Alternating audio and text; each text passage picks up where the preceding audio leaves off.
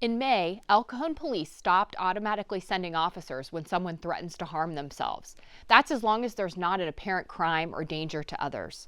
This has sometimes meant mental health experts that contract with the county also didn't respond or couldn't get aid from police when they requested it.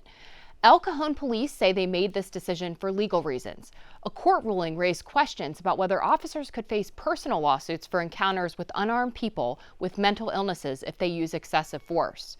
So far, El Cajon is the only local police agency to make this change. The city also saw massive protests in 2016 after officers shot Alfred Alongo, an unarmed African man who was having a mental health crisis.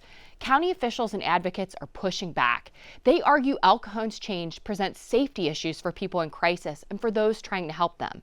Now, you may be wondering, hasn't the county ramped up resources to respond to mental health calls without police? Yes, but county policies keep mobile crisis response teams from responding if there are threats like a weapon or injuries that require medical attention. The director of the Psychiatric Emergency Response Program says they saw a 33% drop in crisis calls in El Cajon after the past couple months compared with the same period in 2024. They can't respond to calls without police. Supervisor Joel Anderson represents the area.